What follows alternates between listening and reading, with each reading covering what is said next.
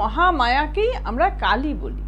তাহলে এই মহামায়াকে বিশ্লেষণ করে আমরা দেখি এনার সঙ্গে বিজ্ঞানের কি সম্পর্ক।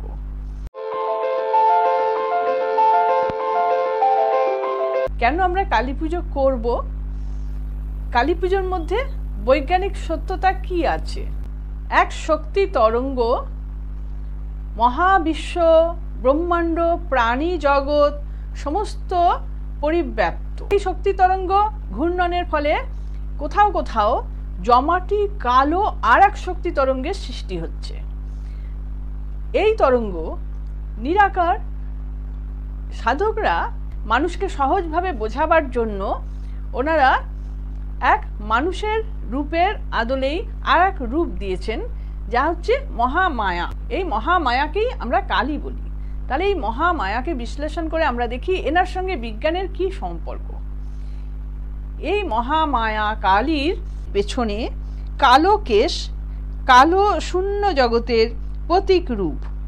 পরে এই মহাশক্তি ঘূর্ণিত হতে হতে কোয়ান্টাম ফিজিক্স অনুযায়ী শক্তি 50টি ধাপ বা স্তর পেরিয়ে 51টির সময়ে জগতে অণুর সৃষ্টি ঘটিয়ে চলেছেন। সেই জন্য মায়ের গলায় 50টি নরমুণ্ড এবং হাতে একটি অনুসদৃশ নরমুণ্ড। এবার আসছি মায়ের 4 হাত। মায়ের 4 হাতের তাৎপর্য হল চতুর্দিকের প্রতীকময় রূপ, যিনি 4 হাতে চতুর্দিককে ধারণ করে আছেন। তার এক হাতে ওই নরমুণ্ডের তাৎপর্য হল শক্তি, যে অবস্থায় অণু সৃষ্টি করে জগতে বস্তুর আবির্ভাব ঘটায়, তারই প্রতীক রূপ ওই হাতের মুন্ডুটি। তার অন্য হাতে খড়গ। এই খড়গ হল পাশ বা বন্ধন মুক্তির প্রতীক, যে খড়গ দিয়ে পার্থিব জীবনের বন্ধন থেকে নিজেকে মুক্ত করা। আবার কোথাও খড়গের পরিবর্তে ত্রিশূলও দেখা যায়। সেখানে সত্য, রজ ও তম গুণের প্রতীক রূপ কল্পনা করা হয়। মায়ের 2 হাতে অভয় ও বরদান, যেন সমস্ত জীব জগৎকে অভয় দিয়ে বলছেন, তোমরা জগৎ ক্রিয়ায় ভয় নাশ করে সাহস অর্জন করে এগিয়ে যাও। কোথাও কোথাও মায়ের 1 হাতে ফুল। তার তাৎপর্য হল জগতের সব কিছুর ঊর্ধ্বে উঠে মানুষকে ফুলের মতো সুন্দর, শুদ্ধ ও পবিত্র করা। এবার মায়ের কোমরবন্ধনী রূপে কনুই পর্যন্ত মানুষের হাত দ্বারা পরিবেষ্টিত। এর তাৎপর্য হলো পৃথিবীর শ্রেষ্ঠ জীব হলো মানুষ, কারণ কিন্তু ওই কোমর, মানুষের কোমর শক্ত করে সোজা দাঁড়াতে পারে। সেই জন্য মানুষের অনেক গেট আপ অন্য প্রাণীর থেকে একদম আলাদা। এই যে আমরা কথা বলতে পারি, আমাদের স্বরের বিভিন্ন কম্পন, বিভিন্নভাবে কথা বলতে পারি, এগুলো আমাদের কোমরের জোরের জন্য। অন্য কোনো জীব মানুষের মতো এতটা সোজা হতে পারে না। প্রাইমেট, গরিলা, শিম্পাঞ্জি, বন মানুষ, এরা কিন্তু কিছুটা ঝুঁকে চলতো। আর যারা ইয়েতিদের দেখেছেন বলে দাবি করছেন, তারাও কিন্তু জানিয়েছেন এই ইয়েতিরাও কিছুটা ঝুঁকে চলতো। একমাত্র জীব যে মানুষ, সে কিন্তু পুরো সোজা। মানুষের আঙুল অনেক বেশি ক্রিয়াশীল, সেই কারণে অন্য প্রাণীদের থেকে মানুষ অনেক বেশি বুদ্ধিমান। শারীরিক শক্তিতে হয়তো অন্য প্রাণীর সঙ্গে মানুষ পারবে না, কিন্তু বুদ্ধিতে মানুষ অন্যান্য প্রাণীর থেকে অনেক বেশি শক্তিশালী। তার কারণ কিন্তু এই আঙুল, কোমর ইত্যাদি ইত্যাদি। মগজ কিন্তু প্রথমেই নয়। এখন আসছি মায়ের লাল জিহ্বা। এই লাল জিহ্বার তাৎপর্য হলো কৃষ্ণ গহ্বরের অনন্ত শক্তি, যার উপরি ভাগ একটা লালচে আভা। বিজ্ঞানীরা বলছেন কৃষ্ণ গহ্বরের উপরিভাগের অংশের মধ্যে আবছা লালচে আভা দেখা গেছে, সেই জন্য মায়ের জিভের রং লাল। বিজ্ঞানীরা আমাদের ছায়াপথের কেন্দ্রস্থলে কৃষ্ণ গহ্বরের অস্তিত্ব আবিষ্কার করেছেন। এটা কিন্তু প্রমাণিত সত্য। এই নীহারিকা বা ছায়াপথ থেকে কোটি কোটি নক্ষত্রের জন্ম হয়ে চলেছে।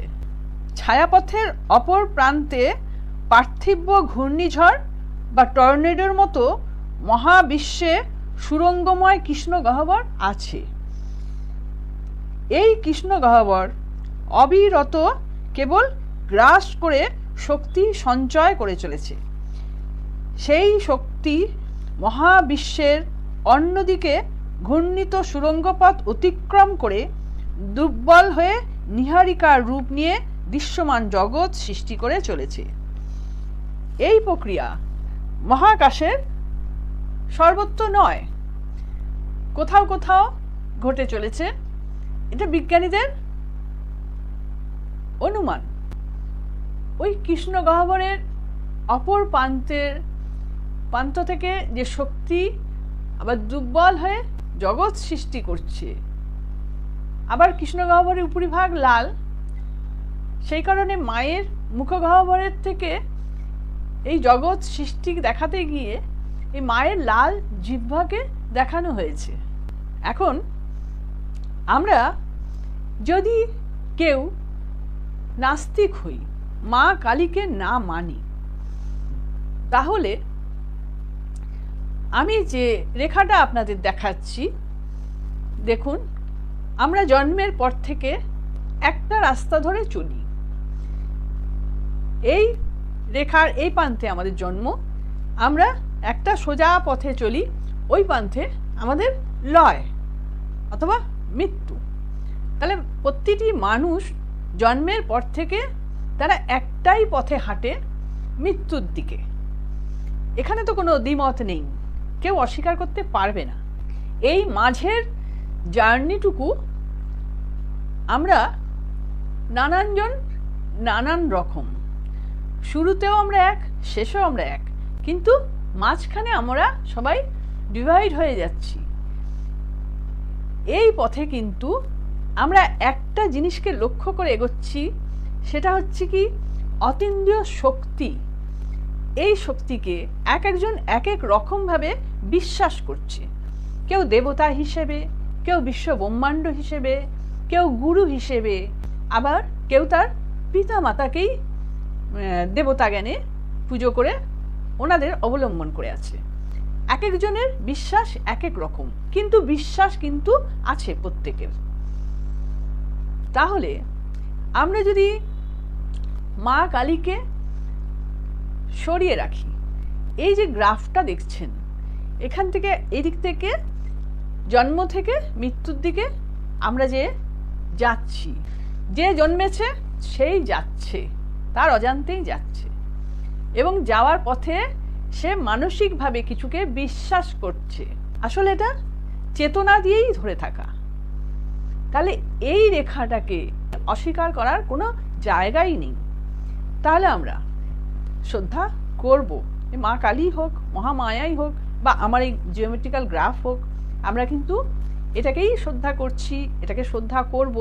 শ্রদ্ধা না করে আমাদের কোথাও যাওয়ার পথ নেই। এই যে দাগটা, একটা রেখা, সরল রেখা, এবং তারপর যে লম্ব, এইটার মধ্যেই, এটাই আমাদের খাঁচা, এটাতেই আমরা বন্দি আছি।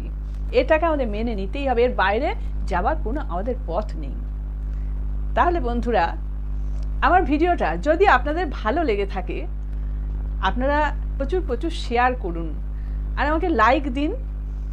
আর যারা নতুন দেখছেন, তারা আমার ভিডিওটা সাবস্ক্রাইব করে দিন। তাহলে বন্ধুরা, আপনারা অনেক অনেক ভালো থাকুন। আমার সঙ্গে আপনাদের দেখা হচ্ছে ঠিক এর পরের ভিডিওতে। নমস্কার, সকলে ভালো থাকুন, আনন্দে থাকুন।